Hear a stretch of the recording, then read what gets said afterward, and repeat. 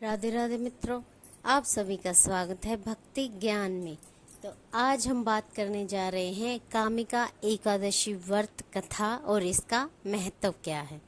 तो जय श्री हरि। एक बार कामिका एकादशी का पहले महत्व। अर्जुन ने कहा, हे प्रभु, मैंने आषाढ़ माह के शुक्ल पक्ष की देवशयनी एकादशी का विस्तार वर्णन सुना है। अब आप कृपा मुझे श्रावण माह के कृष्ण पक्ष की एकादशी की कथा सुनाने की कृपा करें। इस एकादशी का क्या नाम है, इसकी विधि क्या है और इसमें किस देवता का पूजन होता है और इस उपवास को करने से हमें किस फल की प्राप्ति होती है।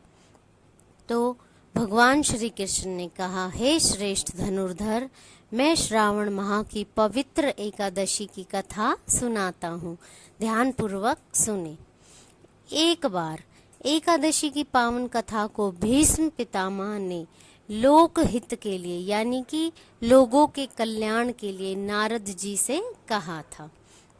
एक समय नारद जी ने कहा कि हे पितामह, आज मेरी श्रावण माह के कृष्ण पक्ष की एकादशी की कथा सुनने की इच्छा है, अतः आप इस एकादशी की व्रत कथा विधि सहित मुझे सुनाइए। नारद जी की इच्छा को सुन पितामह भीष्म ने कहा, हे नारद जी, आपने बहुत ही सुंदर प्रस्ताव किया है, अब आप बहुत ध्यान पूर्वक इसे सुनिए। श्रावण माह के कृष्ण पक्ष के एकादशी का नाम कामिका एकादशी है। इस एकादशी की कथा सुनने मात्र से ही वाजपेयी यज्ञ के फल की प्राप्ति होती है। कामिका एकादशी के उपवास में शंख चक्र गदाधारी भगवान विष्णु का पूजन होता है।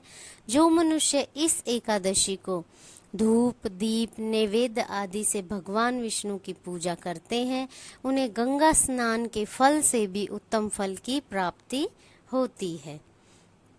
भगवान विष्णु के श्रावण माह में भक्ति पूर्वक पूजा करने का फल समुद्र और वन सहित पृथ्वी दान करने के फल से भी ज्यादा अधिक होता है। और संसार में भगवान की पूजा का फल सबसे ज्यादा है। अतः भक्ति पूर्वक भगवान की पूजा न बन सके तो श्रावण माह में कृष्ण पक्ष की कामिका एकादशी का उपवास करना चाहिए और आभूषणों से युक्त बछड़ा सहित जो गाय हम किसी को देते हैं, दान करते हैं, इसका फल, इस कामिका एकादशी का फल इसके बराबर हमें मिलता है। जो उत्तम श्रावण माह के पक्ष की कामिका एकादशी का उपवास करते हैं तथा भगवान विष्णु का पूजन करते हैं, उनसे सभी देव नाग किन्नर और पितृ भी उनकी पूजा से खुश होते हैं। इसलिए पाप से डरने वाले व्यक्तियों को भी विधि विधान सहित इस उपवास को करना चाहिए, क्योंकि इस उपवास को करने से उनके पापों से उन्हें मुक्ति मिलती है।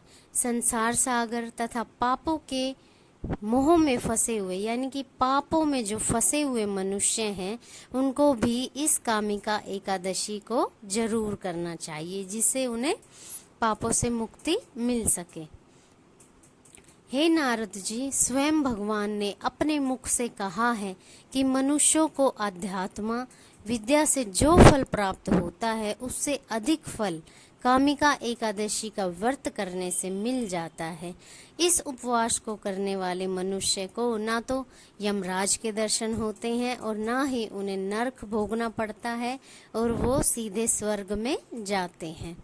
जो मनुष्य इस दिन तुलसी दल से भक्ति पूर्वक श्री हरि विष्णु का पूजन करते हैं, वो इस संसार में सभी सुखों को भोग कर अंत में श्री हरि विष्णु के धाम में चले जाते हैं।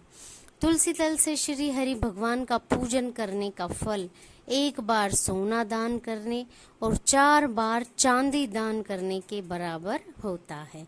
और भगवान विष्णु रत्न मोती मणि आदि आभूषणों की अपेक्षा तुलसी दल से सबसे अधिक प्रसन्न होते हैं। वो बहुत ही खुश होते हैं जब हम उन्हें तुलसी दल चढ़ाते हैं। जो मनुष्य प्रभु का तुलसी दल से पूजन करते हैं, उसके सभी पाप नष्ट हो जाते हैं। हे नारद जी, हे भगवान, मैं तुलसी जी को विष्णु जी की इतनी प्रिय होने पर उन्हें बारंबार प्रणाम करता हूँ। इस कामिका एकादशी की रात्रि को जो मनुष्य जागकर जागरण करते हैं, दीपदान करते हैं, उनके पुण्यों को लिखने में चित्रगुप्त भी असमर्थ है। एकादशी के दिन जो मनुष्य भगवान के सामने दीपक जलाते हैं तो उनके पितृ स्वर्गलोक में अमृत का पान करते हैं, और जो लोग भगवान के सामने घी का या तिल का या कोई भी दीपक जलाते हैं उनको सूर्य लोक में भी सहस्त्रों दीपकों का प्रकाश मिलता है। तो हे नारद जी, अब हम इसका महत्व जान चुके हैं कि इसका कितना बड़ा महत्व है। तो अब हम बात करते हैं कामिका एकादशी व्रत की कथा की, और इसको सुनने मात्र से ही हमारा कल्याण हो जाता है। तो कामिका एकादशी व्रत कथा। एक गांव में एक वीर क्षत्रिय रहता था। एक दिन किसी कारणवश उसकी ब्राह्मण से हाथापाई हो जाती है, और इस हाथापाई में ब्राह्मण की मृत्यु हो जाती है। तो उस स्त्रिय को अपने उस